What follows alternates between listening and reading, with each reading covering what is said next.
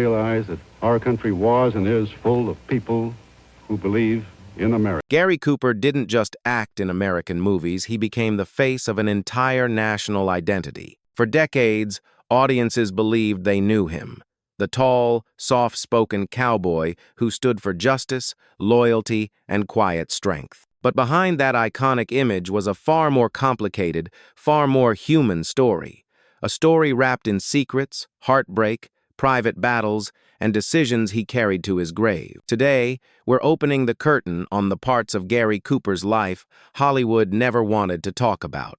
The truth behind the myth, the unspoken years, the unexplored corners of a man who defined an era. He was born Frank James Cooper on May 7th, 1901, in Helena, Montana, a frontier town surrounded by open sky and rugged land. Montana was not a place that rewarded weakness. Its winters were harsh, its landscapes unforgiving, and its people carved their personalities from the grit of the earth itself. From childhood, Cooper absorbed that world into his bones. He spent his days riding horses across endless fields, doing ranch work beside grown men long before he was old enough to shave.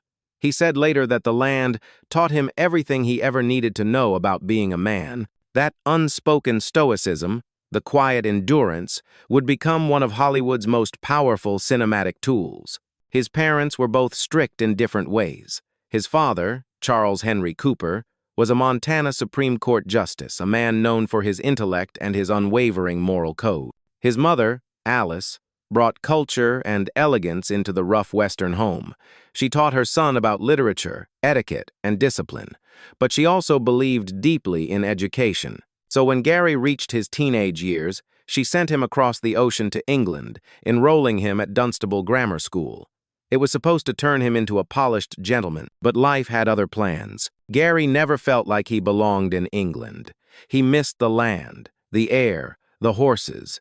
He missed the silence of the American West. After World War I ended, Cooper returned home and floated through different paths, first as an art student at Grinnell College, then as a young man suddenly derailed by a serious car accident that damaged his hip. That injury ended his hope of becoming a commercial illustrator. With no clear plan, he followed a friend to Los Angeles, believing he could earn a little money drawing posters. Instead, Hollywood found him. At first, he worked as an extra and stunt rider in silent westerns. He didn't stand out because he wanted attention, he stood out because he didn't. In a town full of loud personalities and over-dramatic gestures, Cooper moved with a natural authenticity. Directors saw a man who didn't need to pretend to be a cowboy because he already was one. His breakthrough came in 1926 with The Winning of Barbara Worth. His screen time was small, but the impact was enormous. Audiences were drawn to the quiet intensity of the young man, with the piercing eyes and the thoughtful presence. And surprisingly, Cooper wasn't trying to act at all. He once said, "The trick to my acting is not acting." That honesty separated him from the exaggerated style of the silent era. When sound films arrived, many actors struggled. Their voices betrayed them too shrill, too flat, too theatrical. But Cooper's voice was soft, deep, and effortless. His first major sound film, The Virginian, 1929, launched him into stardom.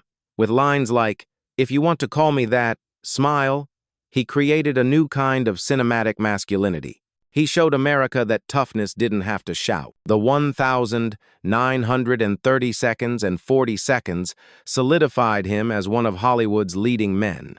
In Mr. Deeds Goes to Town, he played an honest, small-town man thrust into a corrupt world, a role that resonated deeply during the Great Depression. In Sergeant York, he portrayed World War I hero Alvin York with humility and emotional depth, earning his first Academy Award. In The Pride of the Yankees, he captured the heartbreaking dignity of Lou Gehrig as he faced his tragic illness. But it was High Noon, 1952, that became his defining masterpiece. Playing Marshal Will Kane, Cooper embodied a man abandoned by everyone, yet refusing to run from danger. The film was a political statement, a psychological portrait, and a cultural milestone. And beneath the cinematic performance was Cooper himself, aging, tired, and already beginning to feel the early symptoms of the illness that would one day kill him. Yet for all his public heroism, his private life was far more tangled. In 1933, Gary Cooper married Veronica "Rocky" Balfe, a beautiful, refined woman from New York high society. She acted briefly under the name Sandra Shaw, but gave up her career after marrying Cooper. Their marriage appeared elegant and stable to the outside world. They lived in Beverly Hills, entertained stars, raised their daughter Maria, and projected the image of the perfect Hollywood family. But Cooper's reputation as a ladies' man was no secret within the industry. He had several affairs, most hidden, some barely concealed at all. The most intense and destructive was his relationship with actress Patricia Neal, a young and brilliant performer, nearly 25 years his junior. They met on the set of The Fountainhead in 1949, and the chemistry was immediate. Their affair consumed them for years. Neal fell deeply in love, so deeply that she later admitted she would have left everything to be with him. Cooper was equally attached. Some say the happiest he ever looked was during those years, but he was also tortured by guilt. He loved Neal, yet he feared losing his daughter, and his Catholic upbringing haunted him.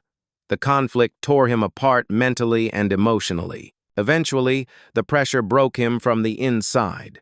He didn't just end things with Neal, he shattered her. She later described her heartbreak as a wound that never fully healed. Meanwhile, his marriage to Rocky was in ruins. They separated, he moved out, and for a time, it seemed divorce was inevitable. And then something unexpected happened. Instead of pursuing Neal, Cooper withdrew from everyone. He reflected. He prayed. He reconsidered the cost of breaking apart his family. In 1955, he quietly reconciled with Rocky. It wasn't a romantic gesture. It was a solemn, deeply personal choice, a man trying to fix what his own heart had nearly destroyed. And over the next years, as his illness slowly grew worse, the bond between him and Rocky strengthened again. Cooper grew increasingly spiritual. He turned to Catholicism, embracing it fully, deeply. Friends noticed the change. He was calmer, humbler, more introspective. And as his health declined in the late 1950 seconds, Rocky became his anchor. She cared for him tirelessly, knowing every day could be his last. The world didn't know how sick he was. Prostate cancer slowly spread to his bones and lungs, weakening the once powerful cowboy icon.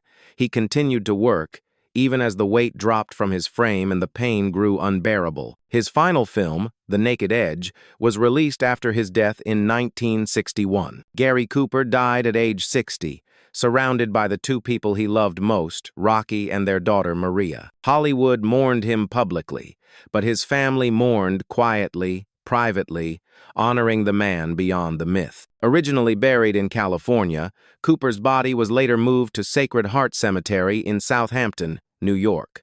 Rocky chose a quieter resting place, far from Hollywood's flashing cameras. A place of faith, a place of family, a place that reflected who Cooper truly was in the end.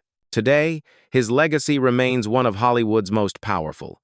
He was the blueprint for the American hero, steady, sincere, imperfect, yet endlessly compelling. But what makes his story unforgettable isn't just the films he left behind. It's the humanity behind them, the struggles he hid, the mistakes he owned, the redemption he sought, and the quiet dignity with which he lived, loved, and died.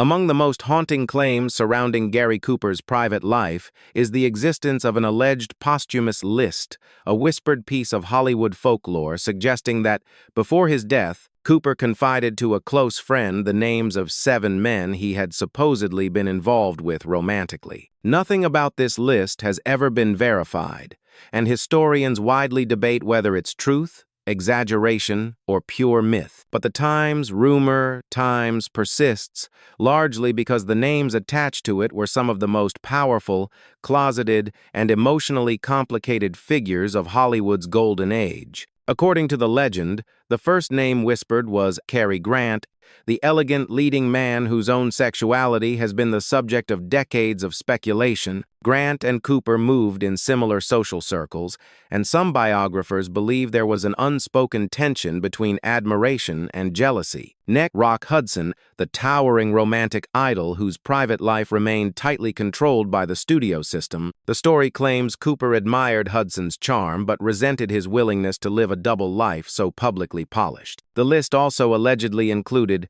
Randolph Scott, another Western icon whose relationship with Cary Grant has long been surrounded by rumors. Some claim Cooper envied their closeness.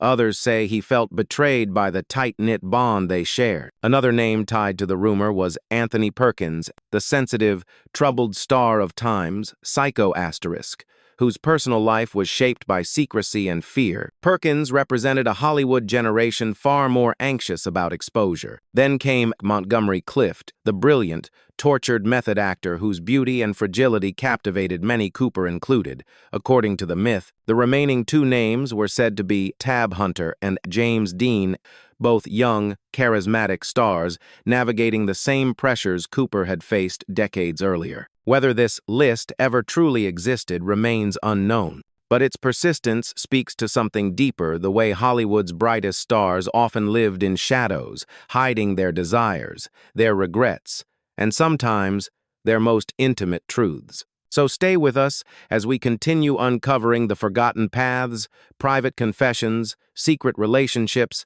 and defining moments that shaped the legends of Hollywood's past.